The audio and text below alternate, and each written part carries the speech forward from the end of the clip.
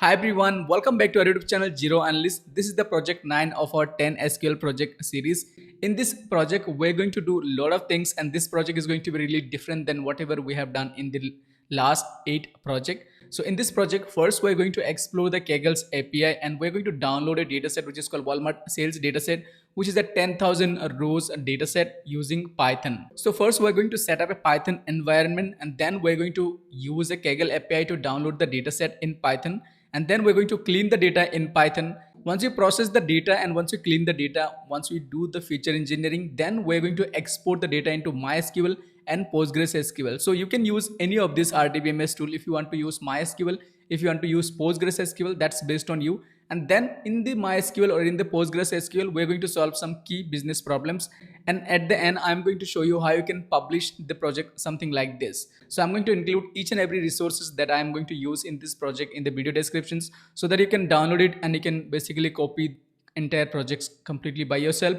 But make sure to add some more advanced questions by yourself by exploring the data. So try to add your questions as well in the project. So let's see how the project is going to be. So first, as I said, first of all, we're going to set up an environment which is going to be Python environment in our computer. Then we're going to download the Kaggle API from the kaggle.com by logging into kaggle.com. Once you download the Kaggle API, we need to set up that Kaggle API in our home directory, which is going to be your home directory of your computer. If you're using Windows, if you're using Mac, I'm going to show you for both. Then in the Python environment, we will be downloading the dataset using the Kaggle API. Once the dataset is downloaded, we will need to unzip the data. Once the data is unzipped, then we're going to use Pandas data frame to create a data frame. Then we're going to start the data pre-processing, which is going to be cleaning the data, removing duplicates and dealing with the missing values, and creating maybe some new columns, doing some formatting. Once everything is done, then we are going to make a connections with our MySQL and PostgreSQL RDBMS. I'm going to show you for both. Once the connection is done, then we're going to export the data into both the RDBMS, and in the RDBMS we're going to solve some key business problems. Once that is done, then we're going to publish the project something like this. So you'll be publishing your project something like this. You'll be mentioning each and everything step by step, whatever you have done in this project, and you will be solving 8 to 9 business problems using SQL, which will be in the RDBMS. So you can go through this project readme, and you can completely use this readme, which I'm going to include in the video descriptions. So first, let's go ahead and see the data set in the Kaggle website. So you can just click this link, which is here, or you can just click this link that's going to bring you to Kaggle website. So I'm just going to use Google Chrome. So let's first see the dataset. You can see that this is a dataset. It's called Walmart 10K sales dataset, which is uploaded by me. And you can explore that this dataset has different columns, including invoice ID, branch, city, category, unit price, quantity, time, payment, and rating. So all these columns are there, and total rows we have, which is called 10,000 rows with 11 columns. Now, even if you are completely new to Python, if you have not used Python ever, still you will be able to do this project, because I'm going to show you each and everything completely from scratch. So just follow the step by step along with me, and you will be able to complete this project. Just you need to ensure that you have MySQL installed in your computer, or you have PostgreSQL installed in your computer. If you have not seen my installations video, you can go through my previous video where I have shown you how to install MySQL and PostgreSQL in Windows and Mac. So let's start the video, and this is the dataset which we will be downloading using Kaggle API. We're not going to directly download it, but you will be downloading using some API. So even if you do not know what is API, that's totally okay. I'm going to talk about it in a while. So let's first create a folders where we are going to set up a Python environment. Okay, so make sure that you have Python install and VS Code install, because I'm going to use VS Code in this project, and I'm going to use kind of for the SQL, I'm going to use pgadmin 4. So you can use MySQL Workbench, that's totally fine. So let's first create a folder in desktop. So I'm using Mac, so you can create a folder in your desktop on your Windows or Mac, whatever you're using. So let's give a nice name. Maybe I'm going to call project Walmart. Okay, so this is the name I am giving, and I'm creating this folder in the desktop. I would recommend you to create a folder in the desktop or wherever you want to create. That's really fine. Okay, so this is done. Now let's go ahead and open VS Code. So I would just go ahead and open VS Code. So code VS Code. Okay, so that is fine. Now we will be selecting that folder we just have created. For that, you can just go to file, and you will be getting something called this, which is called open folder. Okay, so you can select open folders, and you will be selecting desktop, the folder you just have created. Don't open the folder, just click on open from here. That's going to select that folders. Now this folder is set up as your base, like this is going to be your environment which we will be creating it in a while. So we will be going ahead with a terminal. So you can just go to this terminal on the top here. So here you can just write some few basic commands. One is called pwd, which shows you the present working directory. So make sure that when you write pwd, it should give you something called this present working directory, which is called your current folders. Okay, so for Windows you can write current working directory cwd. Okay, so you can just check whatever the correct command to check present working directory. So I think it's cwd for Windows. Okay, so this is fine. This is how you know that okay, you are on the right folders. Okay, so this is fine, and you can see this folder is completely empty because we have not yet downloaded anything. Now next task is to download the Kaggle's API. So first we will need to visit kaggle.com. So you can use your browser, whatever the browser you want to use. So you can use Google Chrome, or you can use whatever else browser you have. So you first need to make sure that you are logged in with the Kaggle account. So if you do not have any account, you can just sign up your account completely free using your Google account. So you can see for me, I am logged in here. So you just need to go to settings, okay, from your account. So you can find your account from here. So go to account and go to settings. So from the settings, we will be downloading one of the file which is called API. That means this file will contain some of your account informations using which we will be downloading the data set. So here you see some options called create new token. Okay, so we are going to select this create new token and we will click on continue, and it is going to download some file. You can see it has downloaded JSON file. Okay, I will just click on this folder and I'm just going to move it to desktop. Okay, so this is the file that it has downloaded. Now next step is that we need to go to our home directory. So for you, if you want to go to your home directory, you can just go to your folders or my computers. And for Mac, it's very easy. I can just go to my home directory from users and then the username. For Windows as well, also you will have something called Windows and then your username. So this is my home directory. You can see this is my home directory. If you do not know how to go to your home directory, you can just check on Google. So the home directory is going to be your computer name and then your username. That's your home directory. Okay, so here we need to create a dot folders. Okay, so we will be creating something called dot Kaggle. Okay, so let's go ahead and create a folders and name it called dot Kaggle. Okay, that's it, dot Kaggle. Now we will just use yes dot. We want to use a dot extensions. Now you can see that is not showing. So usually the dot file and the dot folders are hidden. So you can just press Control Shift and dot, and that's where you will be able to see the dot file and the folders. So let me just make it kind of big. So Control Shift dot, or you can in Windows you will see something called hidden files. Okay, on the top. So for me, let me find out dot Kaggle. So that's going to be this one. Okay, now in this file I would just need to drop that file that I have just downloaded, which is the API file. Okay, so this is the step we need to do. Make sure that in the home directory you have created a folder which is called dot Kaggle, and in that folder you have just dropped this file which you have just downloaded, which has some your account information. So if you want to open it, you can open it by yourself, but I'm just not going to open it because it has my account credentials. Okay, so let me close it. Once this is done, now I'm in the VS Code and I'm first going to set up virtual environment in this folder so that all the packages and whatever I'm going to install, they will be maintained in this folder only. So it is not going to link with the outside whatever the environment I have. So it is better to create a virtual environment. Why? Because whatever the libraries you will be working for this project, they will only maintain inside these folders. Okay, so that is the reason virtual environment is very, very important. So if you have outside something else going on, that is not going to be impacted. So this project will be dependent on this folder that you are going to create, the virtual environment. So for that, you just need to write Python. So make sure your Python is installed. Okay, so you need to write Python here, then you need to write -m, and then you need to write venv. So once this is done, you need to just give a name. So I'm just going to name it called my env.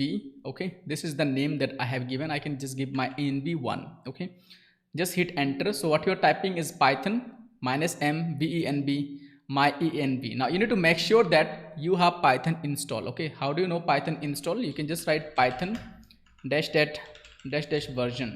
You can see Python is installed for me and I can see the Python is here. So if you don't see this Python version, that means your Python is installed but the path is not added. So for that, you can go through my day 1 of Python series video where I have shown you how to install Python by adding the correct path. Okay, you need to add the path in your settings. Okay, so if you don't see it, then you need to go through the day 1 video to see how to set up virtual environment, how to install Python correctly. Okay, for Mac as well, you can go through the day 1 of my Python 30 days video. So this is fine. You can see for me Python is installed. So now what I need to do is that I would just need to type Python minus venv, which means virtual environment, venv, and I will be giving any name, so you can give any name. So I'm going to name it called myenv1. Okay, let's hit enter. You can see it has created a folders. Okay, now good thing is that in these folders you will see a lot of things. All the library will be maintained in these folders, okay, in this pip, and everything will be maintained here. Okay, now what I need to do is that you simply need to close this using this kill terminal. Okay, now I will just close it, and I'm just going to launch the terminal again.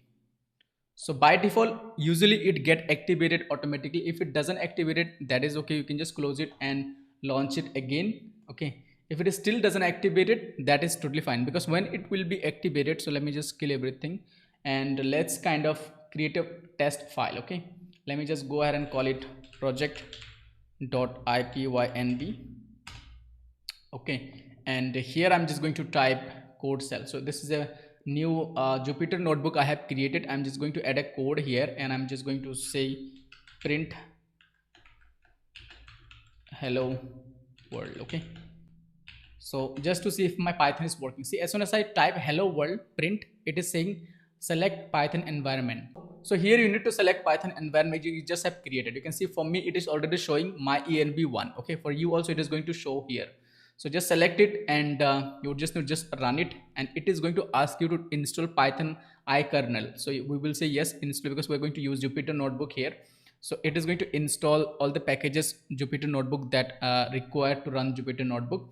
And once it is done, you will see that it has printed the message. That means it is now kind of working fine. So your Python is now set up, and you can see here as well also your virtual environment is selected. Now you can just open one more terminal. So to see, you will see now the name has changed. Earlier it was Nazir, now it has changed to myenv1. Okay, by default if it doesn't activate it, so the second way to activate it I'm going to show you. So I'm just going to deactivate it for now. So deactivate. Okay, you can see now it has deactivated. Let me just clear the terminal. Okay, now you can see it has deactivated. And the way I can activate it is that something like this. I can just go to this folders, go to this bin, and this activate file that you can see, I can copy the path. Okay, copy the related path, and here I just need to type source space and that file, which is called myenv bin activate, and you can see it has activated. So this is the second way you can activate it. Let me just clear the terminal, close everything, and hide this. Okay, so this is fine. Now next what I need to do is that I need to download a library which is called Kaggle. Okay, so go to terminal and just type pip install Kaggle. Okay, so this is going to install the Kaggle library so that you can use Kaggle API to kind of download all the Kaggle datasets. So not only this dataset, but all this dataset, which I'm going to show you how you can download any dataset. So you can see now the Kaggle library is installed. You can see it has collected and everything is done. The way you can verify, you can say pip list. So it's going to give you all the available libraries. So here you can see it is giving me all this different libraries it has already installed. So all these are Jupyter library. What I just want to show you is the Kaggle, which is called here. Okay, you can see this is the Kaggle library that it has installed. Okay, so that is fine. Let's clear the terminal. Okay, now what I need to do is that I would need to download the dataset using Kaggle API. Now once you install the Kaggle library, what you just need to do next is that we need to download the dataset using Kaggle API. That's the reason we have set up that Kaggle API earlier, right? So what you now need to do is that go to terminal and just type Kaggle. Okay, and you just need to write something called datasets download. Okay, minus, so you'd write Kaggle dataset download minus D and space. Now what you need to do is that you need to get the dataset link. Okay, so here you can just go to my this readme file and click on this Walmart sales, and you would be redirected to the Kaggle website. So from here you just need to copy till here the username who hosted this data and the dataset name. So after this kaggle.com datasets, so you would just copy from the username till here. Okay, once this is done, you just need to say Kaggle datasets download minus D, dataset with S. Okay, and here you would just need to paste that username slash the dataset name. Just hit enter. It is going to start downloading it. You will see the dataset in a while here. You can see that dataset has downloaded. It has downloaded 100% completed. So you can download any dataset from kaggle.com. So you just need to write something like this, which I have shown you. So Kaggle dataset minus D and the user and the dataset name by giving a slash. Okay, so you see the dataset has downloaded. Now I'm just going to clear it, the terminal.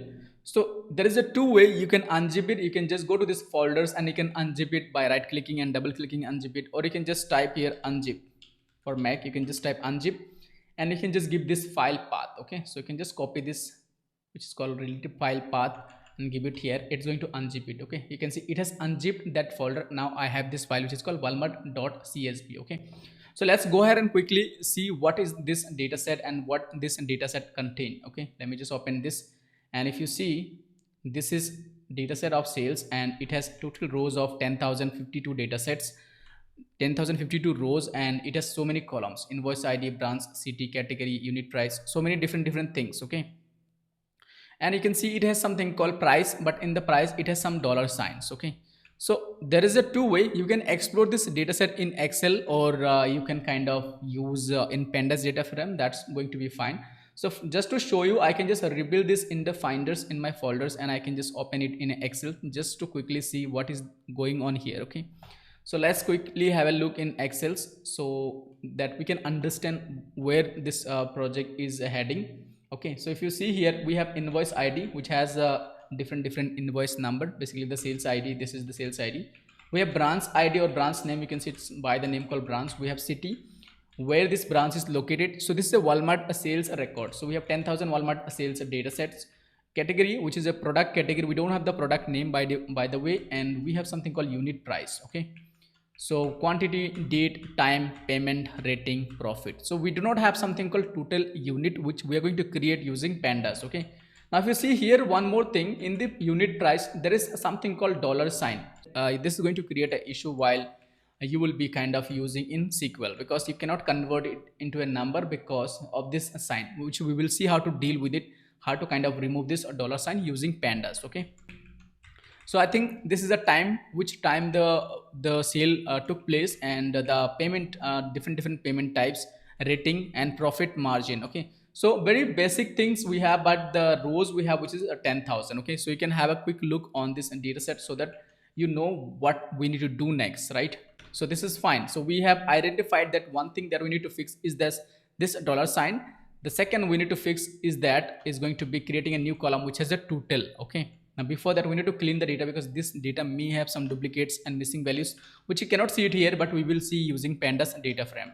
So let's go back to VS Code and let's see how we can use Pandas API to kind of explore this data to identify the duplicates and deal with those things. Okay, so this is going to be first step of the project. So I'm just going to write it using command call step 1, data cleaning. Okay, data explorations, you can say explorations,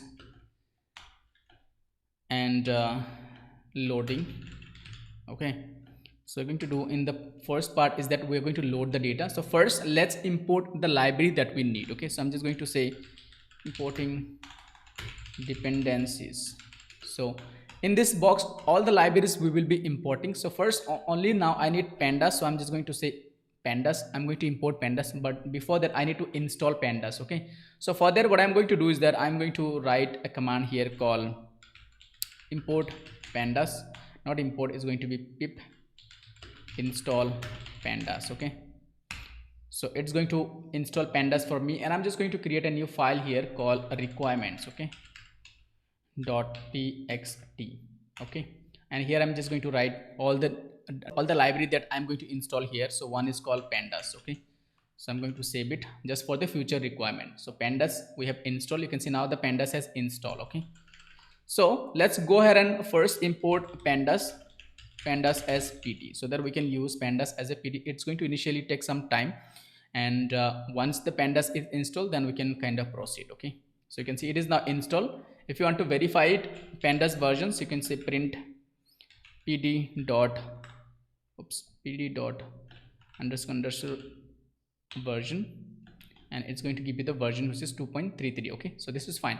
Next step is the loading the data sets. Okay, so you see the data set is kind of unzipped here. Now to load it, we can simply use a df. I'm just going to name it called df, and we would be using pd.read csv. Okay, and here I'm just going to define this path. It's a Walmart in the home main directory because everything is in the main directory. The second way to verify where you have the file located, go to terminal, go to here and just type pwd, and you can see where inside this project Walmart, which is in my desktop, you can just write something called ls. Okay, and using ls you can see all this different file that we have in the main folders, okay, which is here. So now for Windows, again, it's going to be list directory. So it's a different commands for Windows. You can check in Google. So this is fine. And you can see I have this file, which is called Walmart CSV, right? So I can use this file directly, or I can just right click, copy the path here. So let's put the path here, which is called here walmart.csv. Let's close everything here. So let's go ahead and kind of hide it at the moment. Now I'm going to add one line which is called encoding error. Okay, now why I'm going to add encoding error is that if in case any row we have any issues, okay, I would say ignore. So that means if in any row while encoding the data from the CSV, in any row this Panda finds any issues, something is missing, something is informatting, something is not in the shape, so it's going to ignore that. Okay, once it is imported, I would just write to kind of see the shape. This shape is going to give me the total number of rows and the columns. So here you can see I have, which is total number of rows, which is called 10,051, and the number of columns I have 11. Okay, you can see, we can see the head. So for that you can say df dot head, right? Because we have created this df. This is going to give us the first 5 rows. In the first 5 rows, if you view, you will see the first column is called invoice, then branch, city, category, unit price. Here you see the $, which I talked about earlier. We have the quantity. We do not have something called net price. Okay, you see this is the unit price, that means per product price, and the quantity is 7. So that means we should have something called total amount. We will deal with it later on. And we have time, at which time the product got sold, the payment method, rating, and the profit margin. Okay, so very simple. Whatever we have used is a very simple commands so far. This is fine. Next, if you want to find some statistics, you can do that, which is called df dot describe, and that's going to give you kind of stats. So I just need to use the parenthesis here. It's going to give some stats like which is called the count. So count, you can check for this quantity. So for quantity we have again 10,000, and total shape, if you see, it's kind of 10,051, right? So that means quantity columns, there are something missing, because if you see it, you should have something called 10,051 for quantity as well, but in quantity you can see it is showing 10,020. That means there is something going wrong with the quantity column. Here we have 10,051 count, here you have 10,051 count. So usually see a statistics of the only number columns. Okay, these are the only number columns, and you can also see that this column is not considering as a number column. So we will see again why. So that's fine. Next, go ahead and see one more thing. Okay, now we have identified that there is something going wrong. Okay, let's go ahead and say df.d types, which is usually returns, or you can say df.info, which is going to return the data types, and again we need to use this parenthesis, which is going to return each columns and their data types and how many number of nulls they have. Okay, so if you see here again, it also gives the shape, which is called 10,051 total rows, and if you see here 11 columns, it is giving 11 columns. Fine. Invoice ID, we have 10,051 record non-null. That means it is perfectly fine.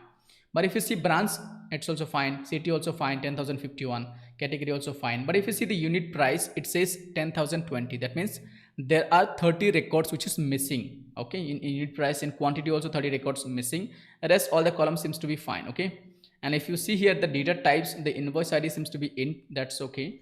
But this unit price, it's showing object, which is a text and data. This unit price should be a number data, right? That means if it is not a number data, you will be getting error. You cannot do any calculations on this, right? So we need to fix this first of all. Okay, so we have identified these things. Cool, that's great. Now time seems to be fine, object is fine, date is fine, everything else is fine. Only what is the main important is this quantity. So this seems to be float, which is fine. This unit, which is object, which is not fine. So we are going to fix it. Now let's see if in case this dataset has any duplicates. Okay, the way we find duplicates is very simple. df, which is called duplicated. So we're going to say df.duplicated. So it usually returns all the duplicates record as a true or false. You can just use a dot sum, which is going to count all the true. So all the duplicates number you will be able to see. So you can see here we have 51 duplicate records. So this is how we find duplicates. Okay, I'm just going to add a comment called all duplicates. So 51 duplicates we have. Okay, So here you can see we have 51 duplicates. That's fine. So the way we can deal with these duplicates we will see in a while. Now let's see if there's any missing values we have. So for that we can use a df dot is null. Okay, so is null again is going to return true or false. You can use a sum functions which is going to count total is null. So here you can see this unit price and the quantity, they have 31 records where this quantity and the unit price is missing. So this is one of the way to find out which column has how many nulls. Okay, so these two columns has 31 nulls. We need to deal with those. Okay, so let's first deal with this duplicates. The way we can deal with duplicates is that we can go ahead and remove these duplicates whenever we have duplicates record. For that you can say df dot drop duplicates. Okay, now here you can just pass a parameters called in place equals a true, so that all the duplicates would be automatically removed. Okay, so you can see now it is done. That means the duplicate is removed. If you want to verify it, I can just print this. Okay, you see earlier it was 51. If I just print it here, it's going to give us 0 duplicates. At the moment we don't have any duplicates, but now if you see the data shape, the shape is going to be reduced at the moment. So we would say df dot shape, and you would see the shape has now 10,000 records. Earlier it was like 10,051, right? So if you see here the shape which is printed earlier, it was 10,051. So that means now we have removed all the duplicates. So one problem is got fixed. Now still we have null values. You can see still we have 31 null values. Now we need to deal with this null values. So there's two things you can do. One, you can kind of replace it with some other values, or second, you can kind of drop these columns. So I'm going to drop these columns at the moment because I don't want to go with the replace, which is going to be longer kind of part. So let's go ahead and drop all these missing values. So if any record has any values which is missing, like in the unit price and the quantity, because these are the most important part, right? If the quantity is missing, I'm not sure how many quantity they have purchased. Even the price is also not there, so I am not able to justify if it is kind of one quantity or two quantity or three quantity. So that can create an issue. It's better to remove that entire rows if that row has any price or quantity missing. So for that I am just going to say dropping all rows with missing records. Okay, and the way you can drop it is very simple, df dot drop null. Okay, so this is going to drop all the null values. So here again you can pass in place equals true, so that it's going to drop it and from the data frame completely. So this is fine. Now if I just go ahead and show you this is this df dot is null, you will see this is going to be null at the moment. At the moment there is no missing values because we have dropped it. Okay, so this is how you can check it. Okay, I can just add a call verify. Okay, using this you can verify it. You can see there is no kind of records at the moment, but if you see the shape, now the shape has again reduced. At the moment we have 9961. So from 10,051 at the moment we are left with 996911 columns. So that is still fine. The data is almost clean. We just need to do some more modifications at the moment. So we have one column which is called unit price, which is causing issue. That should be kind of the in data types. Okay, so usually you can convert it this way. Okay, so the way you can convert any columns, if you want to say df dot d types, this usually returns each columns and their data types. Okay, you can see here this unit price is showing as an object. If you want to do some calculations, so this must be float or int. Okay, so the way you can convert any columns is very simple. You can simply go ahead and say df dot df of that columns, which is going to be unit price for us. So that's going to be unit price. Okay, and you can say dot s type, which is called typecasting basically. So s type, and inside it you can just pass int or float. Let's say we want to convert into a float. Okay, now if I run this, I'm going to get error. So the reason I'm going to tell you in a while. You can see I'm getting error. So it says could not convert string into float because of this dollar sign. If I don't have the dollar sign, I could have converted. Because of this dollar sign, it is not able to identify if it is a number or what. Okay, so this is the reason it is not able to convert it. So the way we can fix it is that first of all, we need to use some simple logic to replace this with something, maybe zero or maybe kind of nothing. So I'm going to say that what I have been doing here is that this everything I'm just going to copy it, and I'm just going to use it here, unit price, and I'm going to use as str functions. Okay, I'm going to say str dot replace. Okay, so I'm going to use a replace functions, string replace functions. So as this is in the series, that means it's a column, so I'm just using str dot replace, and here it says path, what do you want to replace with what. So I'm just going to use a dollar sign. I want to replace this dollar sign with what, with nothing.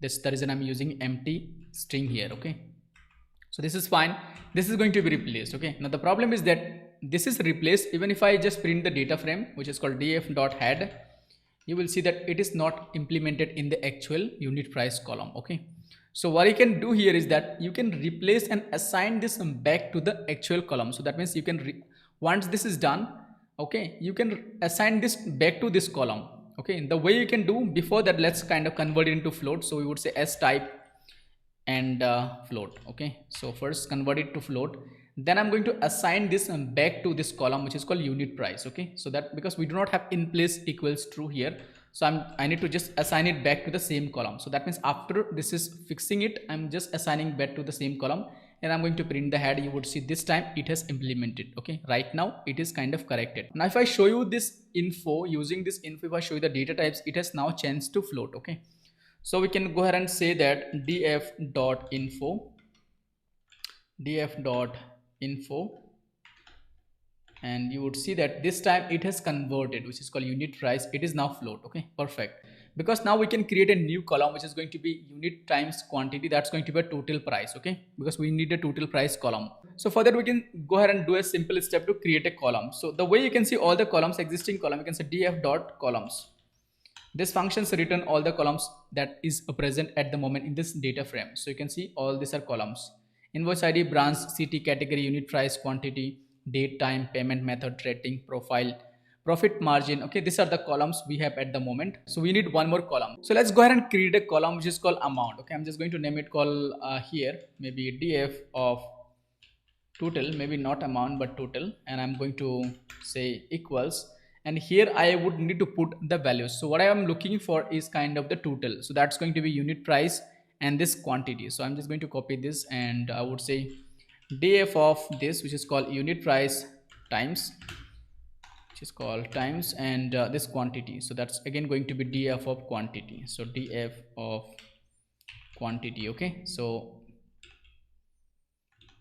df of quantity. So this is going to create a new column. So because I'm assigning inside this df, you can say I'm creating a new column called total, and here I'm assigning these values. Okay, now if I want to show you the headers, I can just go ahead and say df.head, and you would see now we have a new column at the end, which would be added at the end, which is called total, and we can verify it. Okay, so if you see here 74 into 7, so that's going to be 522. You can see 15 into 5, that's going to be 7640. Okay, so that means a new column is created. So everything is done, the data cleaning is done, the column is created, the formatting is done, everything is done. Now the second part of the project is done. So we have kind of downloaded the dataset from the Kaggle using API. We have cleaned the data, processed the data, created new columns, and the next step is going to be kind of using SQL Alchemy, PyMySQL, and PostgreSQL to kind of export this data into the RDBMS, which is going to be MySQL and this PostgreSQL. So if you want to use MySQL, you can use MySQL. If you want to use PostgreSQL, you can use PostgreSQL. I'm going to show you both the approach because I'm going to use PostgreSQL. Okay, so let's go ahead and see how we can do that. Okay, so first of all, we would need a few libraries, and make sure that your PostgreSQL and MySQL is running. If you're using both, if you're using just MySQL, make sure your MySQL is running. So let's first go ahead and get a few of the information that we need and few of the library that we need to install. So first, let's go ahead and launch MySQL. So if you are using MySQL Workbench, you can launch MySQL. I can launch MySQL using Workbench, or I can use a terminal, which I find more interesting. So I would just say MySQL -u root. Is my username is called root. So whatever your username, you can give it here, and let me just make it big. And I don't have a password, so otherwise if you have a password, you can say -p, and that's going to ask you password. Give it the password, it's going to log in. So I don't have a password for MySQL, and you can see now my MySQL is running. Okay, and the second way I can verify it is that you can go to services. If you're using Windows, go to services and type MySQL, you'll be able to see it. For Mac, you can go to monitor, and here you can just type MySQL. And if MySQL is running, you would be able to see MySQL. It is going to show you here. You can see MySQL is running. For Postgres, you can just write Postgres. You can see Postgres and MySQL both are running for me. Okay, that's great. And I can see all the databases. Show databases.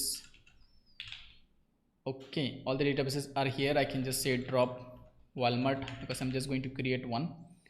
Walmart DB. Drop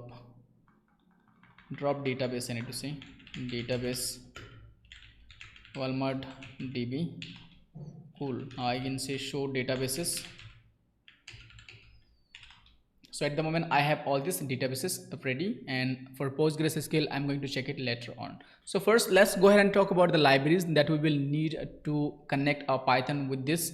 So again, all this topic I have covered in my previous video of my Python series. If you have not gone through, you can go through it, but again I'm going to explain it here. So first of all, we will need something called, to work with the MySQL, you will need something called MySQL. Okay, so this will work as an adapter. Okay, this will work as a adapter. This is the fine, this is what we need. Okay, MySQL. Now we're going to use the Pandas data frame to export into the MySQL, okay, and PostgreSQL. So for that you would need something called SQL Alchemy. Okay, and from the SQL Alchemy we need to import something called create engine. Okay, so first we would need a library called SQL Alchemy and PyMySQL. SQL Alchemy and PyMySQL, combine these two, you will be able to work for MySQL. So these two are MySQL library. Okay, let me just add a comment here called MySQL toolkit to connect with MySQL and set up everything.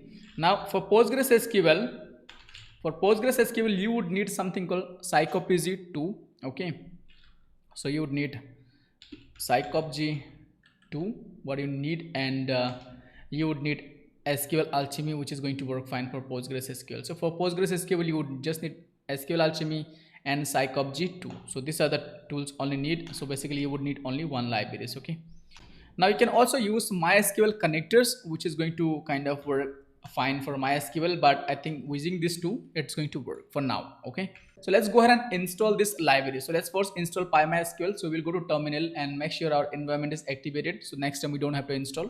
So I would say pip install PyMySQL, which is going to work as an adapter. So you can see it has installed successfully. Let's go ahead and say this time install pip install this SQL Alchemy. So this is also fine.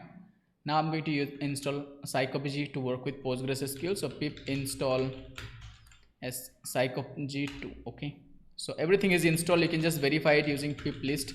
Okay, for me I know it is installed, so I'm just not going to verify it.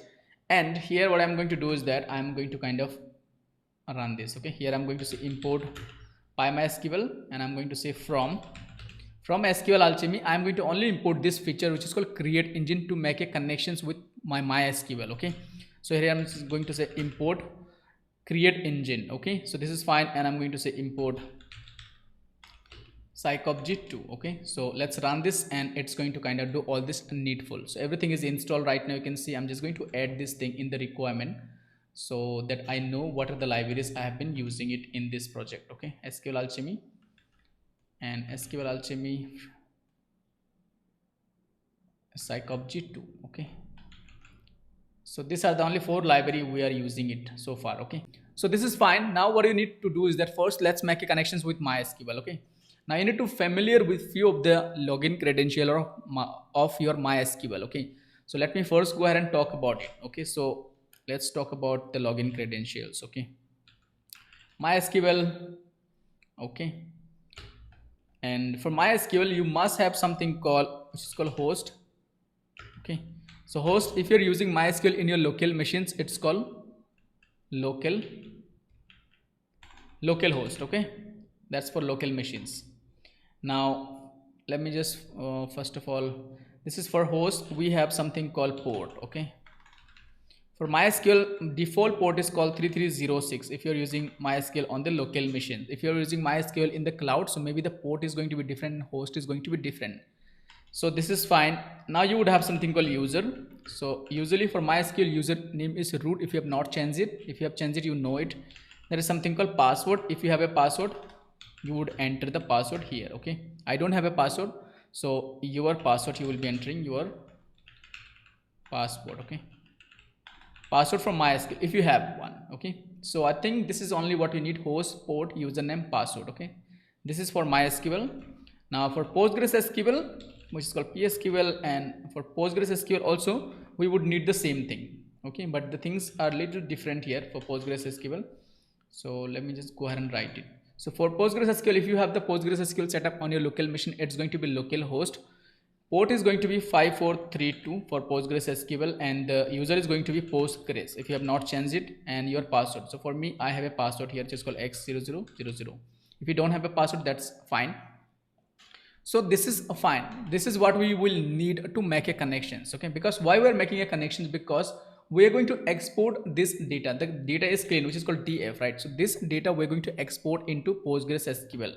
If you see the shape of the data now, after cleaning the data, we have 9969 rows. Okay, for you, I'm also going to give this data. So if you don't want to kind of go through all those steps which we have used using Python, you can directly get this clean data as well, which I'm going to include in my GitHub. So the way what I can do is that I can just go ahead and to save this data for you. Okay, so I would just go ahead and say that Walmart clean data.csv, and I'm just going to say index equals false. Okay, so let's kind of save this data so that even if you don't want to go through all those Python, you can directly jump to the SQL project without just going through everything. So you can see I have just cleaned this data, exported this data. So this data is now clean. Okay, so this is done. So next what you need to do is that you need to first create a table, then upload the data, which is kind of really big mess, right? So here we can use a simple pandas data frame to kind of directly export it from this data frame to the MySQL within 1 quick second. Okay, that's the great. So you don't have to create a table, you don't have to do anything over there. So here we can do whatever we want to do. So what I can do for that, we can just go ahead and say df2 SQL. See, this is the first, which is called df2 SQL. So this is what we can use to export this data frame directly, which is going to create a table and import the data without missing any single rows. Now this function has some requirement. Okay, you need to first of all need to know SQL alchemy. You need to pass a connections using SQL alchemy. So we will see that you would need to also pass the table name. So the database must exist and the table name must exist. If you have a table name, you can give the table name here. If you don't have the table name, you can still give the table name. So it is going to create a table. Okay, then we have something called con, where you will be giving a connections like this. Okay, so I'm going to like show you how the connection is going to look like. There is something called if exists. So if the table exists, what do you want? So we want to append it. We don't want to delete the table, or we don't want our functions to fail. Okay, other than that, we have index. So we obviously we do not want to import the index. So index is going to be false. And if you see chunk size, not important because the data set is not that large, it's just 10k. Otherwise you can just define chunk size into like different split. Maybe if your data is 1 million, so you can just split it into different partitions, like 10,000 in one go. Okay, then I think this is the only what we need. Okay, so for that what I can do is that I can just print it just for help purpose. So I can just go ahead and say help, print it. It's going to kind of give you all the parameters. Okay, what I just need to do, so you can go through it. So for now what I need is that before kind of making a connections, before importing the data to MySQL and PostgreSQL, I will need to make a connections with my Python to Postgres and MySQL. So let's first do for MySQL. Okay, MySQL connections. Okay, so here we will be using all those whatever I have written down here earlier. Okay, so what I would do is that I have imported something called create engine, if you remember, using SQL alchemy. From SQL alchemy I have used something called create engine. So this create engine I am going to use it here to kind of make a connection. So I'm going to create an engine here which is going to make a connections with MySQL and PostgreSQL both. So let's first do for MySQL. So I am just going to call engine, and I'm just going to name it call MySQL. Okay, and here I would just need to pass something called create engine. Inside this create engine you would need to pass your parameters. So if you want to see how the informations are being passed, so you can see this comment. Okay, so this is what we will do. So let me just kind of print it. Okay, so I would just go ahead and say help, let's print it. Oops, I would just need to say this kind of fine. Okay, you can see for MySQL plus MySQL DB. So this is going to be the connector, and then you need to pass all this information. So we will be talking about one by one. And for PostgreSQL psychopg, and this is going to be the user, this is going to be the password, this is going to be localhost, this is the port, and this is the database name. All these things we will need for PostgreSQL, for MySQL, and this is going to be the adapter name, which is going to be PyMySQL for us, user, then the user password, and the localhost, and the port, and the database name. So everything we will need to define. Okay, so in this template we will need to pass the information as a string. Okay, so let me go ahead and show you how you can do that. So for the help, I am just going to write it one so that you can kind of prefer this one. Okay, so what I need here is that something called MySQL. You need to write MySQL plus, and I'm going to use the adapter which is called PyMySQL, which we have installed earlier, which is this one. If you go to the top, we have installed something called adapter, which is called this adapter. Okay, so this adapter we are going to use it here. So I'm going to say, first of all, where is it? This is called MySQL PyMySQL. I just need to use a colon, double slash, and here I will need to pass my username. Okay, so user is going to be whatever your user. So for you, just I'm going to add a one line comment. So user, and here your password. Okay, then your DNS, which is called localhost, then your port, which is called 3306. This is the default port, and the database name, whatever the database name, so DB name. Okay, so these are the informations you need to pass, okay, in this create engine. So I'm just going to put it here as a string so that you can just refer to this. Okay, this is going to be adapter, which is called PyMySQL, and this is you will be changing it, this is you will be changing it, everything will be changing it. Okay, so here I'm saying create engine MySQL PyMySQL, user is going to be my root for me, root, and the password I don't have, so I'm just going to delete the password. So I also need to delete this column as well.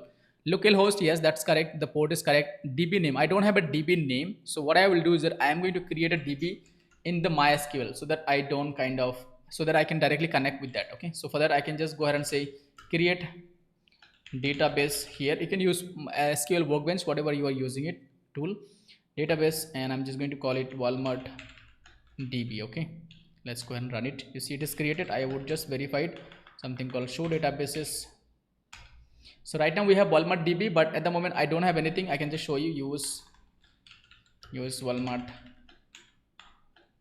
DB. Okay, and I would say show tables. So at the moment I don't have a table, so you see it's showing empty. Okay, so let's go ahead and kind of now see. So this is my create engine, and here I have passed, which is called MySQL informations. Okay, once this is done, I would just want to kind of make a connection. So before that, what I would do is that I'm going to put it into try except block. Okay, so for that, what I will do is that I would say try, and I'm just going to put this SQL engine. Okay, so if this is created successfully, I would print a message called print connected to MySQL. Okay, so this is fine, connection successful. You can just write anything, just call connection success to MySQL. Okay, and I need to put a except block, so I would just go ahead and say except, and I can use simply error message print unable to connect. Okay, so if your connection is successful, you will be getting this message. Let's go ahead and execute it. You can see connected to MySQL. That means this code runs successfully. Okay, so now we will be going ahead and using Pandas data frame to export it. Okay, to create a connections, and it is going to export the data into automatically to this MySQL. So we would say df dot to SQL. So we are exporting to SQL at the moment, and here we need to pass this name, con, and if exist, and index. These four are mandatory. Okay, so to SQL, let's first pass the name. What is the table name? So table name I want to give it called Walmart. Okay, now I would just need to give something called con. So here usually you will pass your connections URL string, which you have created earlier, basically this URL. So for MySQL, I'm just going to pass this, or you can just pass this everything. So I'm just going to, as I've created a variable, so I'm just going to pass it here. Okay, next important parameters is called if exist. I'm going to say append. That means if table exists, it's going to append the data, it's not going to delete the table. Okay, and I would just say index equals false. So that means index I don't want to export. Okay, now if you do not know what is index, so index is kind of this extra number I don't want to export. Okay, let's go ahead and run it. So we are getting some error. Let's quickly verify what is going wrong. Unknown database DB name. Okay, you see we have not given the database name here, so it's giving error, right? Because there is no DB name. So in the connection URL, there is no DB name. So we need to give the right database name. That's the reason I was getting error. So Walmart.db. So we have created the database right now, right? This Walmart.db. Right now I would just go and run this query, and then I'm going to run this query so that this connections engine has the right database name at the moment. Cool, you can say 9969. That means this number of rows is exported. If you want to see the shape again, df.shape, you would see, oops, 9969 rows exported. That is correct with 12 columns. Now here I can just run it again, show tables. You can see now we have one table called Walmart, and we can see the data in the Walmart called count of star and from Walmart table. Okay, so you can see 9969 rows exported. If you want to see maybe some of the data, so I would say select everything from Walmart, limit maybe 10. Okay, just to show you, you can see this data is exported, right? So this is done, all the rows are exported for MySQL. Let's now do for PostgreSQL. So I'm going to do it for here for quickly. So for PostgreSQL, I'm just going to name it called PSQL. Everything would remain same. I would just name it called PSQL, and here instead of adapter PyMySQL, it's going to be psychopg2. So psycopg2. Okay, this is the adapter, and the username here is called Postgres. Okay, for me, and I do have a password, so I'm going to use a colon, and password is going to be x0000, localhost, and the port is going to be 5432 here for PostgreSQL. Now the database name called Walmart. Let's make sure that if we have the database, let me just go ahead and connect with PostgreSQL first of all.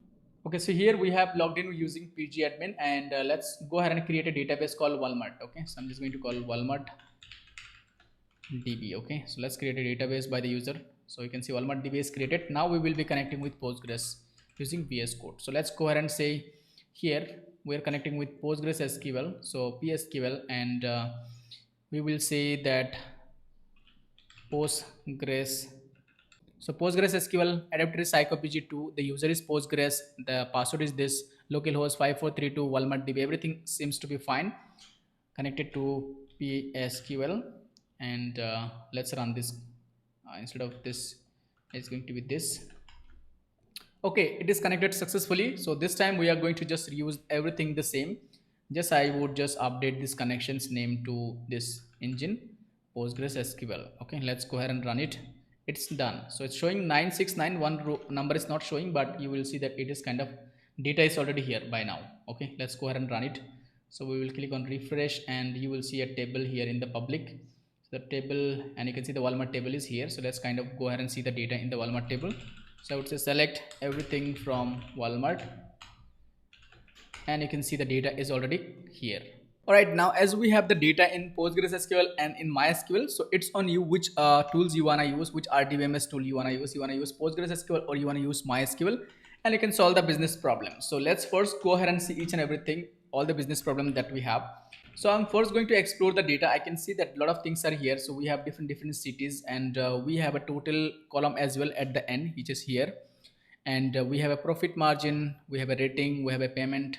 So you can do some group by each of this column to explore it, right? So we can see that each of this payment method and what is the transactions we have. Okay, first let's go ahead and see a count. So count of star from Walmart.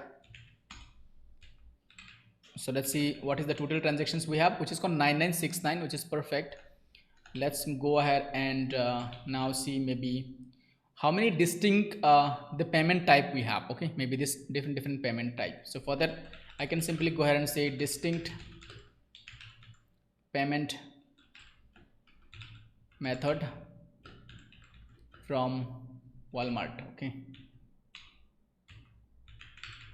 so let's go ahead and see the distinct payment. So we have three different payment method. What I can see is that we can go ahead and see that how many transactions we have in each of this different payment method. Okay, so for that what I can do is that I can go ahead and use a simple group by. So I would just go ahead and say group by this column, which is called payment method, and I would just remove this distinct now, and I would just simply use a count on star. Okay, that's going to tell me the total payment method and the transactions we have. Okay, so we have, seems like the highest transactions took place for credit card and for e-wallet. Okay, which is kind of the phone pay or Google Pay what I have in India. Okay, now we can see how many different stores are there. So for that we can go ahead and kind of run one more query to see what is the total number of stores we have. Okay, so distinct and store branch, I think it's called branch, so I'm just going to call it branch. Oops, it's going to be branch, branch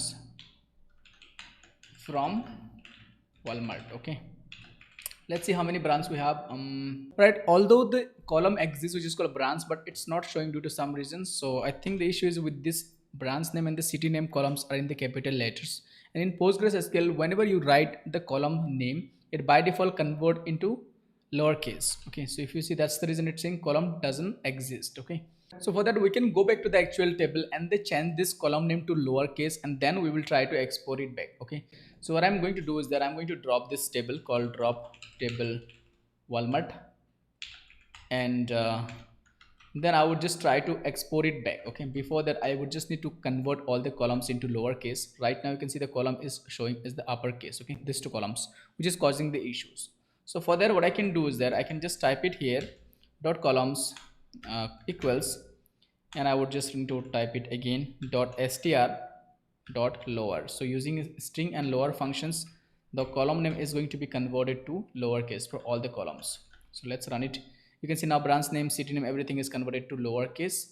And as we have already deleted the table, so the table at the moment doesn't exist. If you just refresh it, it doesn't exist. So I'm just going to kind of try to export it again. So let's run it. You can see it is now created the table and exported the data. Now we have the Walmart, and we can just run it again this time. Now if you see, all the columns name are corrected. So now you see there are small letters. So now this time we will be able to see the count of distinct branches. So at the moment we have 100 branches. Okay, let's explore a little bit more, and then we will start solving the business problems. So you can see what is the maximum quantity. So for that I can just use simply max functions. So we'll just go and say select max and quantity column from Walmart. So maximum quantity seems to be 10 and the minimum is going to be definitely 1. So we can just check if you want, but again not required. Okay, now we will go ahead and solve the business problems that I have added. Okay, so let's go ahead and see one by one business problems.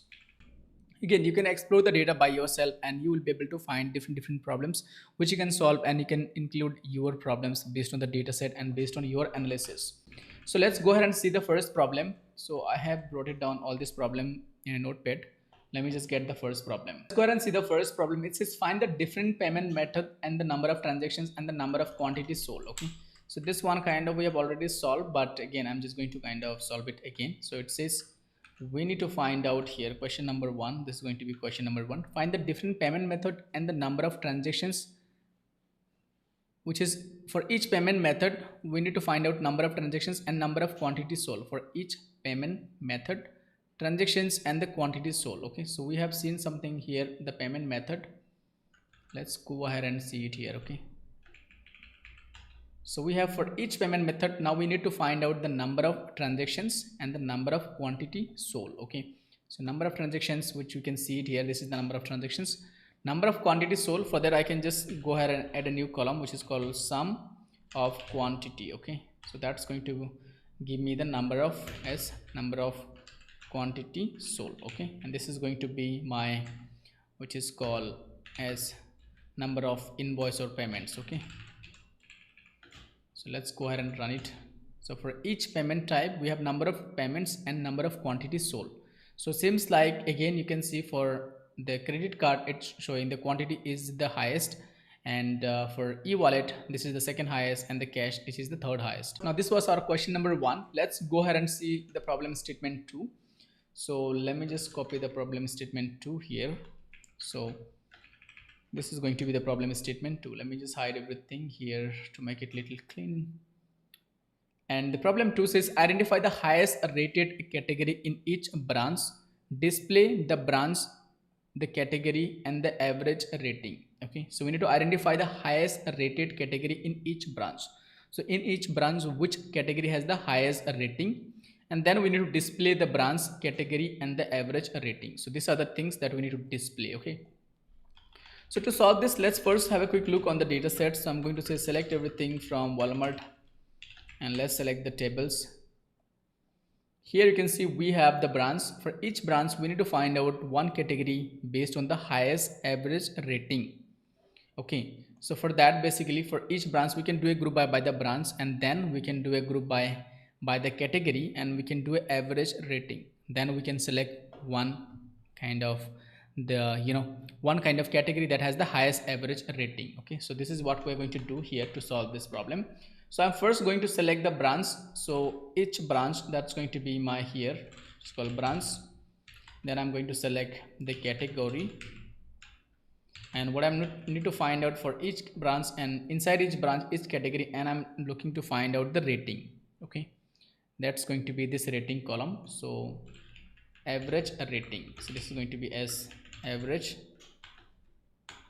rating. Okay, so I would just have to do group by first branch, then which is called category. So if you are using MySQL, you would be using directly column name. For Postgres, you can use 1 and 2.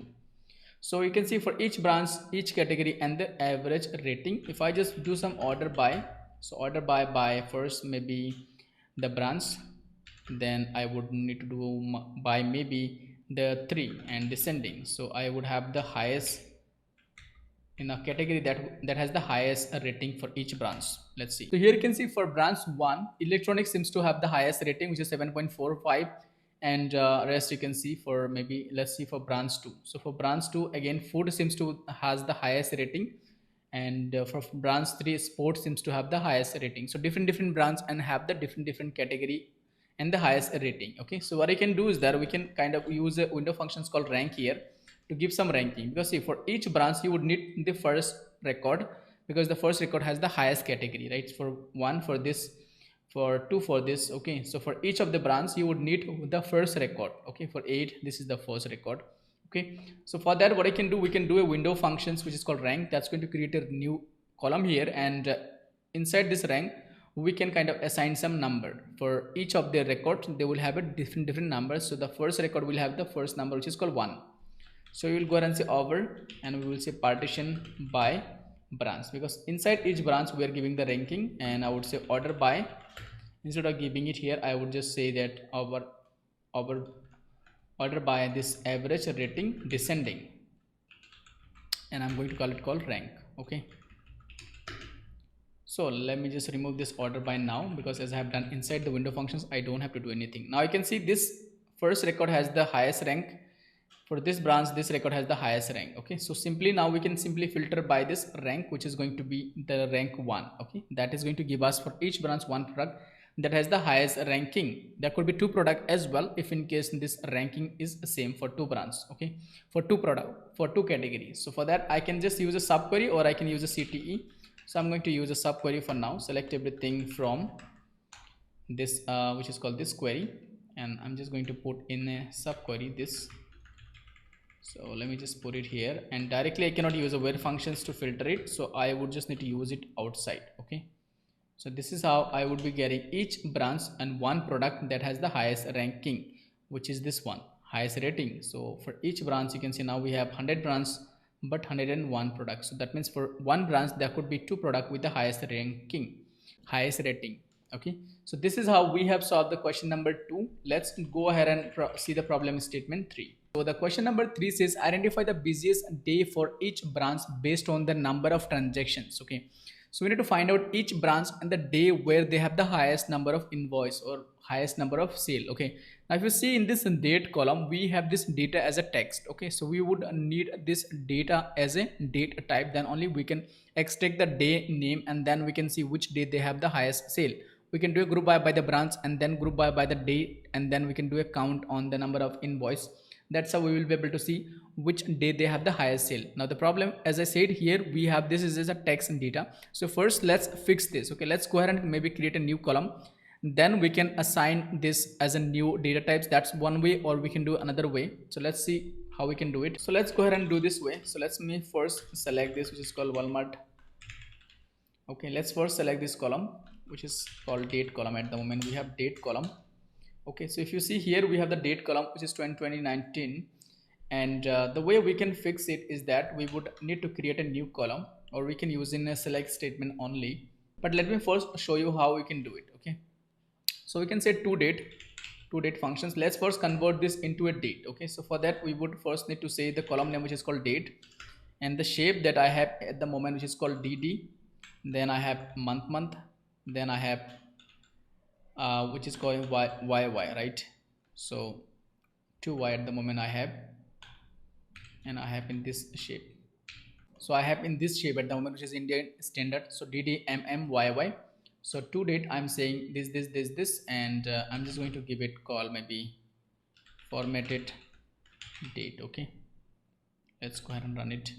So you can see now the data has converted into date, and you can see this is in the perfect shape, 2019 1/5. Okay, so now what I need is that from this I would just need to get the day name. So for that I can use a toChar functions outside. So I would just go ahead and say toChar, and from here what I'm looking for is that the day. Okay, so this is going to give me the day name from that date. Okay, so first I had to convert that into a date, and from that date I'm just trying to get the day name. So this time I would just go ahead and say day name. Okay, so let's go ahead and see it. So you can verify it, 2019 first, which is called 5th of Jan. So Jan 5th is showing as a Saturday. Okay, and 2019 3rd March is showing as a Friday. Okay, so we can go ahead and check in the calendar if this is correct. So 2019 Jan 5th it's showing as a Saturday, which is correct. Okay, so this means it has converted correctly. That is perfect. Okay, so now what you need is that we need to find out each branch the day that has the highest number of sale. Okay, so for that I'm just going to select the branch, and I have selected the day name. What I would just need to say is that count of invoice or count of star as number of transactions, right? Number of transactions. I would just need to do a group by first and two. So 1 and 2. If you are using MySQL, group by this and this, you can use it. Okay, let's go ahead and execute it. So this time you can see we have each branch the day and the number of transactions. Even if you want to do an order by here, order by 1 and 3 in descending, so the branch with the highest transactions will come first. Okay, so you can see here this branch this day has the highest transaction, which is Thursday, which is branch 1. Branch 2 is also Thursday, and you can check for branch 3 is also Thursday. So most of the branches seems like it's the same day. Maybe there'll be some branch which would be the day would be different. So what I can do is that I can use the window functions, which is called rank, which we have used earlier, because we only need to find one day. So it's the reason I'm using rank. Otherwise we would be using kind of the dense rank. So I'm going to say partition by again branch here. Okay, and we will say simply kind of order by, that's going to be this count. So order by count descending as rank, and I would just need to use the same what I have used in the first query, which is called select everything. Okay, from this query I just need to put in a subquery. I can use a city or subquery, both way it works fine. So I don't need this order by right now, and I would say just where rank equals 1. Okay, so this is how we will get the busiest day for each branch where the rank equals 1. So let's quickly see what is happening. Okay, here I just need to say over instead of order. Okay, so that was a typo. So now you can see for each branch the day and number of transactions in the rank 1. Okay, so the rank 1 is given to the day where they have the highest number of transactions.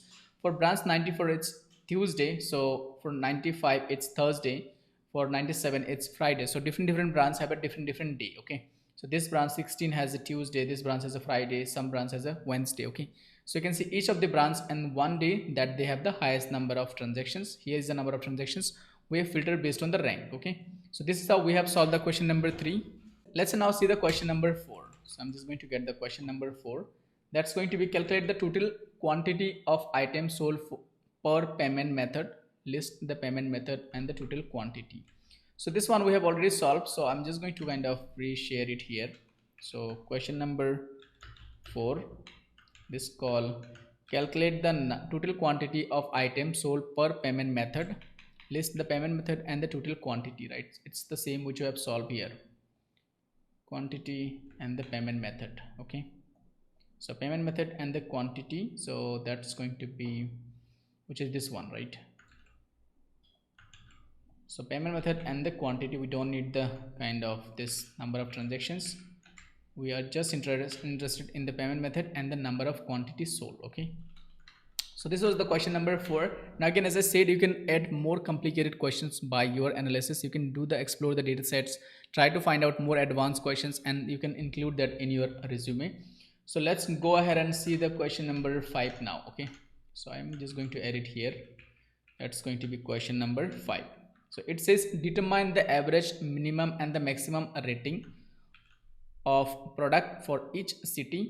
List the city average rating, minimum rating and the maximum rating. So we don't have the product, but I'm just going to change it to category. Okay, so we need to determine the average, minimum and the maximum rating for category for each city.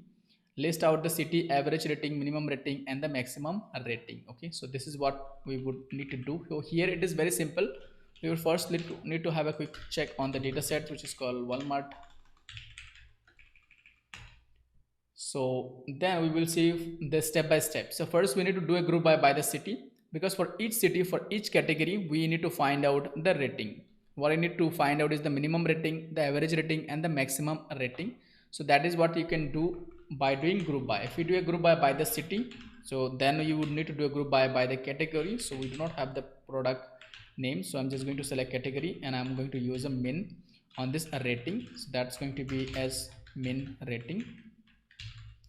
Max rating, I can use max rating as max rating, and I would need average rating, so that's going to be average rating as average rating.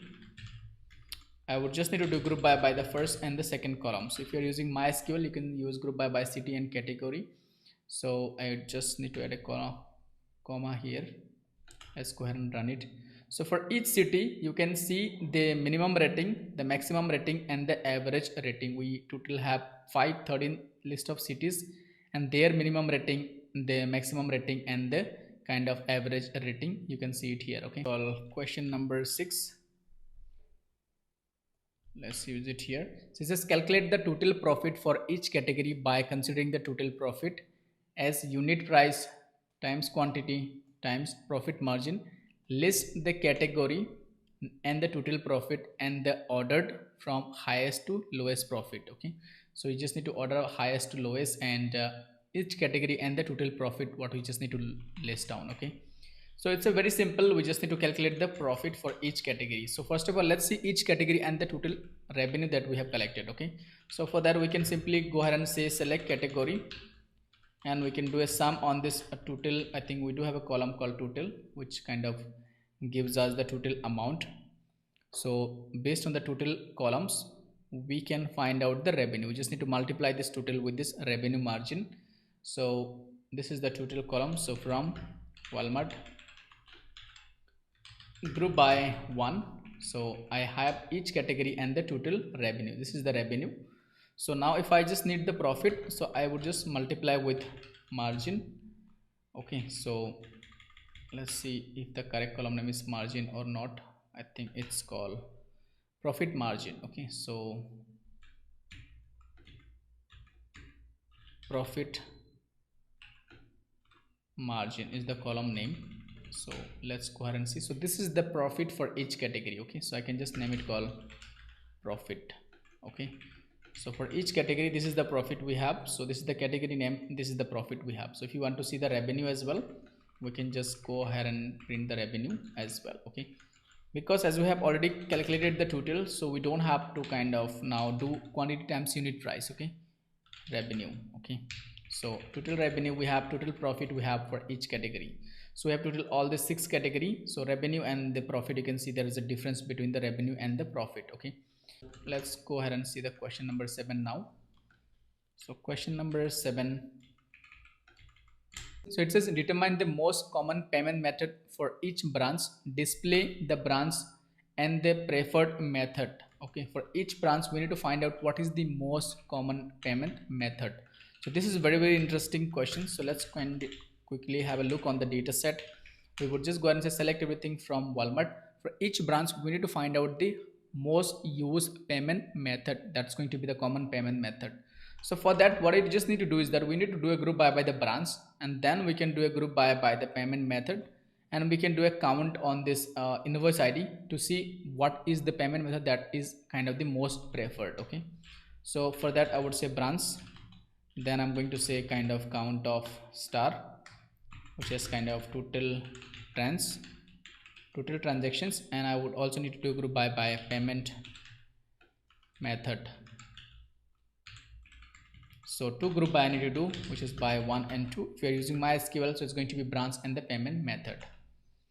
So we have like each branch, the payment and the transactions. So here what I just need to do is that I would be using a window functions rank, and I'm going to say over partitions by branch for each branch, and I would say order by this total as descending, and I'm going to kind of name it as a rank, okay, descending, and it's going to give the highest ranking to the highest preferred for each branch the method.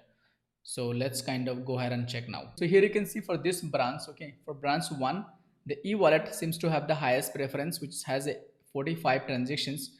For branch 3 it's credit card, okay. So for branch 4 it's e-wallet. So different branches have different preferences. Now I can just go ahead and use a city, okay. So I'm just going to call city and s, and let me just put everything in the quotes. So from this it's going to create a CTE, which is called kind of temporary table. From the temporary table I can just select everything if I need. Select everything from this CTE, or you can give any other table name, that's totally fine. I'm going to go ahead and say rank equals 1, okay. That's how I would have each branch and the one payment method that has the highest number of transactions. So this is how you can tell that, okay, for 93 e-wallet, for 89 credit card. So different branch and different preferred method. So most of the time you can see it's e-wallet and credit card, okay. So this is how we have solved the question number 7. Let's go ahead and see the question number 8, and then we will have one more question, which is going to be question number 9. So I'm just going to show after this how to kind of publish this project in your GitHub. So this is going to be question number 8. So the question number 8 says categorize sales into 3 group: morning, afternoon and the evening. Find out which of this shipped and the number of the invoices. So for each, so it's going to be each shift. It says find out each shift and the number of invoices. So first we need to categorize the sale into 3 group: morning, afternoon and evening. Now if you see the data, so you can just go ahead and say that select everything from Walmart. So here we have something called time column, okay. So if you see this data, which is called time, okay.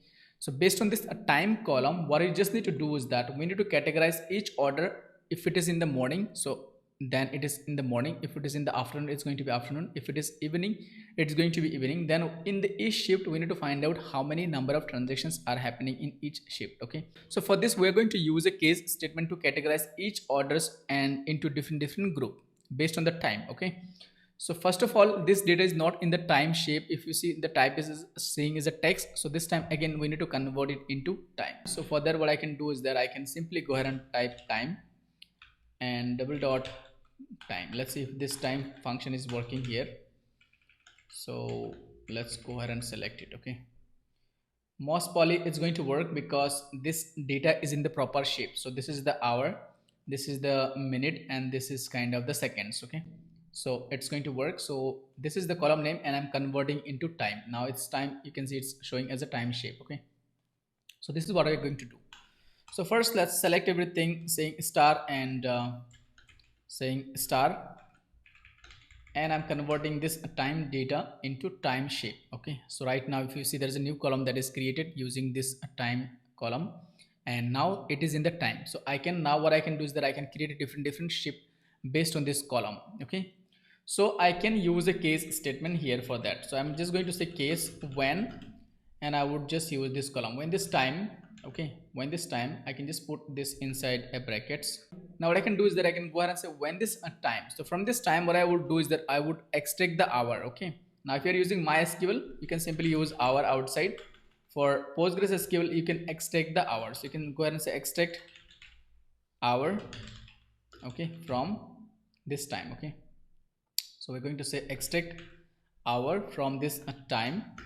So this is going to return us the hour, okay. So we're going to say when this hour is kind of less than 12, okay, less than 12, then we want to call it morning.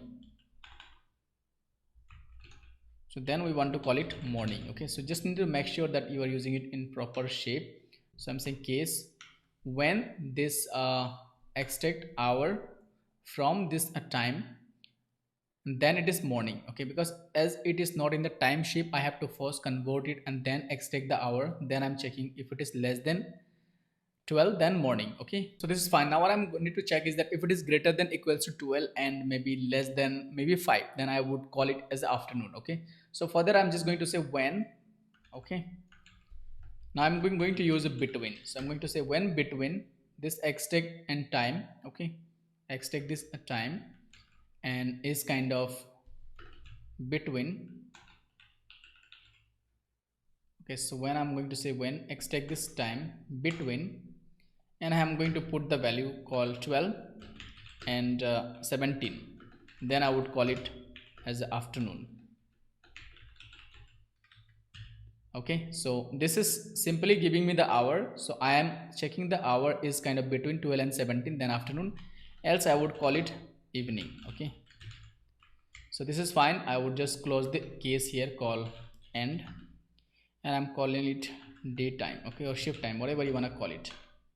Okay, so this is fine. Next what I would do is that I would just do a group by kind of this shift time. Okay, which is going to be my column number 1, and I'm just going to delete everything else. So just to show you I can simply go ahead and execute it till here. Okay, so here I have some typo. Let's quickly go ahead and check. So here I have the issues, so let me just delete it. Just to show you, let me just show it. Okay, so you can see now for each orders I have 10,000 orders. For each order there would be a category at the end, there would be a new column, and it is giving that order into different category. So this is 1 p.m, it is afternoon. Okay, if you see this is 10 a.m, it is morning.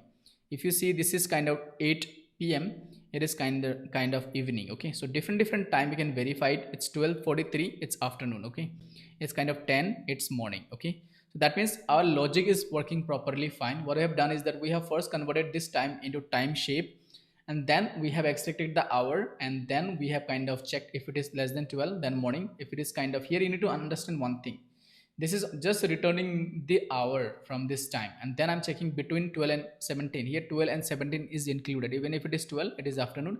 Even it is 17, it is kind of afternoon. Other than that, everything will fall into this else, which is called evening. Okay, so this is how we are kind of finding this.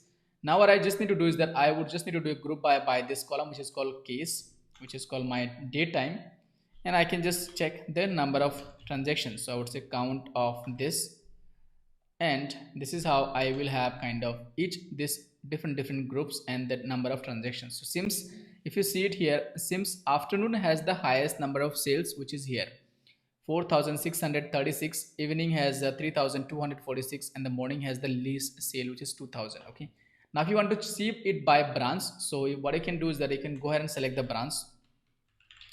So branch, and we can just do one more group by. So if you're using MySQL, you can directly use this column name here instead of using 1 and 2. So first I'm doing group by the branch, and then the day name, then the count. So for each branch you would have a different time and their kind of that kind of number of transactions. Okay, so you would find more interesting input here. So I would say 1 and then 3 in descending. Okay, so let's kind of run it. Oops, yeah, this kind of fine. What's the issue? So group by 1 by 2. Let's go ahead and check again. So I want to first do order by, missed by here. So order by 1 and 3. Okay, so now I am first checking for each branch. So if you see for this branch, afternoon seems to have the highest sale. So let me just make it bigger. So for this branch also afternoon. So most of the branch seems like afternoon has the highest sale, but maybe some branch will have the evening highest sale. Okay, so for 37 afternoon, and let me check for 61 as well, it's kind of afternoon. So most of the brands showing as the afternoon has the highest sale, because the afternoon is kind of the busiest, office hours, which is kind of 12 to kind of 5 p.m. So that's one of the reason. Okay, so this is how we have solved question number 8. Let's go ahead and see our last question, which is going to be question number 9. Now as I can say that you can add more and more questions. You can do explore the data set and try to add more advanced questions by yourself, and then you can include in the project. So this is going to be the most advanced questions which I'm going to solve, and then I'm going to show you how you can publish this project. Now let's see our last question, which is one of the most important question of this project. It says identify the 5 brands with the highest decrease ratio in revenue compared to the last year. So the current year is 2023, the last year was 2022. So we need to find out 5 brands where the revenue has decreased the highest percentage. Okay, so here you can use a two approach. One is called simple group by NCTE, one is called window functions leg. So here I'm just going to use a simple group by NCTE to solve this problem. Okay, so first of all, we need to find out each branch and their revenue for 2023 and their revenue for 2022. Then we are going to kind of save both the sales into different city, and then we are going to compare it. Now to find out a revenue decrease ratio, we're going to use a simple formula. So that's going to be revenue decrease ratio. If you see, that formula is going to be last year revenue minus current year revenue divided by last year revenue. Okay, and we need to multiply with 100. So this is going to give you revenue decrease ratio. Okay, so let's go ahead and see step by step how we can solve this problem. So first of all, we will be doing each branch. So select branch, and revenue is going to be sum of total. I'm just going to say it called revenue. So I'm going to say from, and I'm just going to say Walmart. Okay, so I would just need to do a group by one. Now here what I'm saying branch sum, and I'm getting basically here, if you see this query, so this query is telling me each branch and the total revenue, but I need to find out the revenue for a specific year, which is called 2023 and 2022. So for that we would again need to convert it into date. So from, which is called Walmart. Okay, so we're going to kind of convert this into date. So this is the text at the moment, we need to convert it into date. So for that what I can do is that I can just use the same logic which we have used earlier. Okay, so let's just go ahead and copy that logic which we have used it maybe somewhere here. Okay, yes, this is the logic we're going to use again here. Just to show you, I'm just going to show it here. Okay, instead of to care, I'm just going to say to date, and let me just kind of delete it.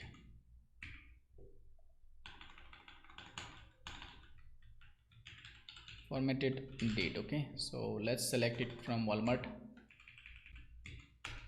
So you can see it has created a column which is here, which is kind of formatted date. Okay, so based on this logic we can kind of solve the problem. So here I would just need to extract out the year. Okay, so for that, if you're using MySQL, what you can do is that you can simply go ahead and use the extract. Here you just need to put the year, but for Postgres we need to say extract.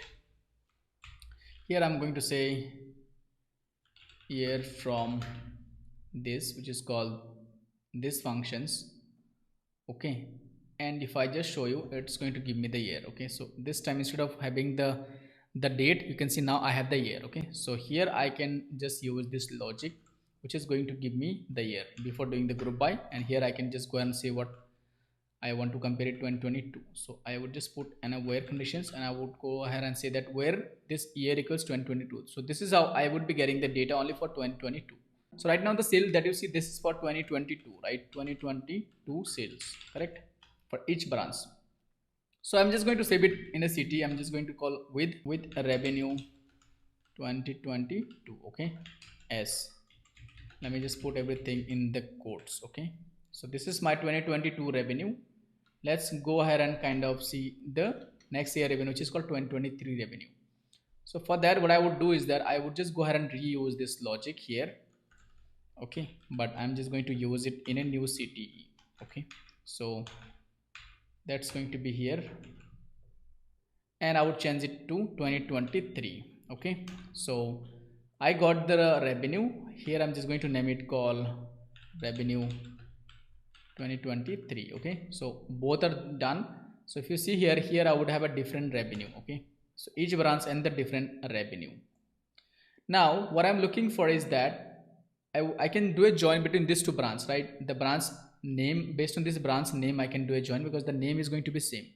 So that is what I'm going to do here in here. So I'm going to say select that which I'm looking for is that branch. So maybe I would first go ahead and do the join. So I would say from the first, which is called the revenue of 2022, and I'm just going to call it maybe last year LS sale, last year sale, or I would just name it called LS, which is called last year sale. Okay, and I would do inner join because I need everything from both the table where the branch name exists. Okay, and I would just go ahead and say that this revenue of 2023. Okay, just missed S logic here. I would just need to give S. Okay, so here I'm just going to say on both the city has what, so this is I'm going to call kind of current year sale SCS, which is current year sale. So ls dot branch, both has the branch column, right? So I would say branch equals cs dot branch. Okay, branch is column branch column is common in both. So I would just, for now I'm just going to select everything. So select everything just to show you from this two table. Okay, the first and the second. So let's go ahead and run it. You can see now what I have is that for each branch this is the revenue, which is called last year revenue, and this is kind of the current year revenue. Okay, so what I need is just now few categories here. What I'm going to do is that I'm going to select the branch, so maybe ls dot branch, and I would just need the revenue. So for last year revenue I would say ls dot revenue. So ls dot revenue as last year revenue. Okay, now for current year revenue I would say cs dot revenue as current year revenue. Okay, so I would just go ahead and run it one more time. So this time I would have clear output. Okay, I added extra comma here, so let's go ahead and run it. Cool. So now you can see for each branch I have the last year revenue and the current year revenue. So seems like they're kind of pretty much very close. But you can see for this branch last year revenue was kind of 4400. This year revenue is increased. We don't want this. Last year revenue 1100. This year revenue is like 1500. So this is also increased. We want to only see the revenue where the revenue has decreased, not increased. Okay. So for that, what we just need to say is that here we are saying revenue of 2023, which is current year. That's correct. We can add a where conditions here. Okay, so we can go ahead and say where this revenue, which is last year revenue, must be greater than current year revenue. So that is how we will be filtering. Now at the moment we have 100 branches. Let's see if any branch has revenue kind of decrease. Okay, in the current year we have 42 branches where the revenue has decreased. So if you see here 1488, 1463 revenue has decreased, 1300 to kind of 958, the revenue has decreased. Okay, so what I just need to do is that I need to find out the ratio of this decrease. So for that, as I said, the formula is very simple. You need to say last year revenue, and you need to just say minus current year revenue, and then you would just say divided by the last year revenue, and you would say multiply with 100. Okay, now you will have a division error here. So what you just need to do is that you need to convert this in data. So you can use a numeric functions here, which is called numeric. This is specifically for PostgreSQL. For MySQL you just need to do a typecasting. Okay, so it's going to convert the data into numeric, and so that you would not have the new conversion error. So let's go ahead and run it. You see now the each branch and the ratio of decrease. Okay, so we can just give it this column as a nice name call, and we can do a round of functions here to kind of make it very clear. Okay, so what I can do is that we can go ahead and say that we want to do a round of functions. Here you would just use a round, and here I'm just going to call round by 2, and let's organize the query. Okay, so here I'm just going to name it call revenue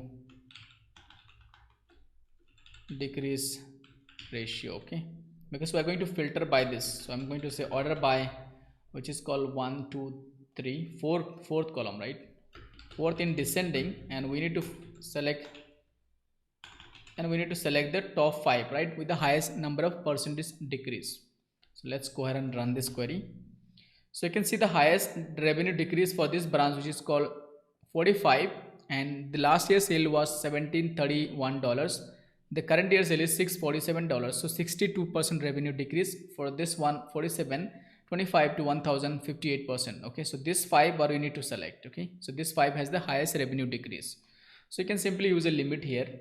Okay, limit 5. So limit 5, that's how you're going to select the the top 5 brands with the highest revenue decrease. Okay, so here you can see these are the top 5 brands where the revenue has decreased the highest percentage. Okay, now again this is a very simple question which I have solved, very simple approach, and most of the time interviewer ask this type of questions in the difficult level question, I would say. So the way you kind of break it down, it's a very simple, right? So simple group by, what I have done, simply added a filter conditions here. For MySQL you can just use it here. Okay, so if you are using MySQL, you can just here put that instead of extract here, you would just put the here, you just put the year function here. Okay, so that's going to take out the year and you would just compare it to 2023. So same thing you just need to do with MySQL. Okay, so this is for MySQL and this is for PostgreSQL. So this is for PSQL, this is for MySQL. Okay, so this tells us like last year revenue, I'm just saving in a CTE and then I'm continuing one more CTE, and here I'm just changing the year to 2023. So this is, I'm saving it as a revenue 2023, and then I'm just doing a join with both the city and doing some comparison here. This is how I am solving this problem. Now why I'm saying this question is very popular, so this question can be asked in different way, like maybe last week revenue and the current week revenue, it could be last hour or current hour, last day and current day. So different way this question can be asked, and you just need to build the logic in the same way to solve this problem. All right, so I think this is the 9 question which I have solved. Now as I said, you can add as many questions as you can based on the time you have, and based on your understanding you can bring more insight from the data sets. Let me now go ahead and show you how you can publish this project in your GitHub step by step. Okay, so first, once you have solved this problem, so you just need to go to GitHub. So just go to GitHub and create a simple repository. If you do not have a GitHub account, so just go to Google, type GitHub, and you would be able to sign up using your Google account.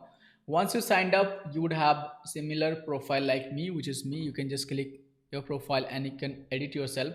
What you just need to go is called your repository. So once you go to your repository, you would see something called your repository here. So click on new, and you can just give some name, maybe something called Walmart.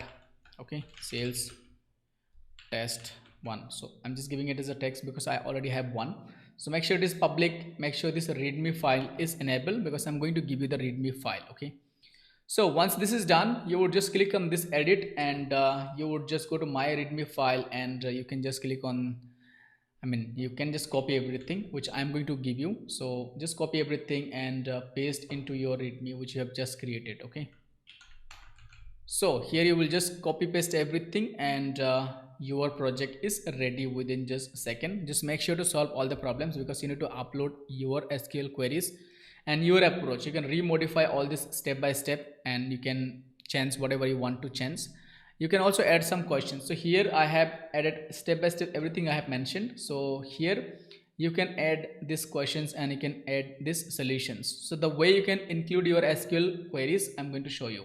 So let's say here I have mentioned like I have solved, these are the problems. Okay, SQL analysis, complex queries and business problem solving. Okay, so section number 9 here, let's say I want to include one SQL query in the section number 9, which is going to be here, section number 9. Okay, so for this one, let's say for this one I want to include one SQL query. So the way you can include it is something like this. You just need to use this backticks, type SQL 3 times, use one more backticks, and here you can just type your SQL query. So let's say I want to show this SQL query. Okay, I can just put this SQL query, and just I need to use this, oops, and I just need to use this backticks 3 times here.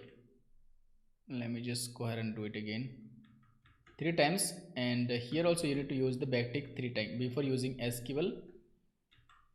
Okay, you don't need backticks last. Okay, so this is how this query has converted into SQL. Okay, so I can just save it just to show you. You will see it is going to create a code snippet, and which is going to kind of look this much better. So let's see the question number 9. So you can see this is now SQL query. Okay, so this is another query. So this is one complete SQL query. So this is how we can add different questions, and you can write your queries like this. So the recruiter will able to kind of see your queries. Okay, you can add your, you can upload also queries into your repository. So upload your queries, upload your solutions, upload the dataset, each and everything, and try to showcase your project. That's it for this video, guys. I hope you have learned something new in this project. If you're new to this channel, do subscribe to my YouTube channel, and thank you so much for watching the video till the end. I will see you in the next video. Till then, keep learning and stay consistent. Have a good day. Take care. Bye bye.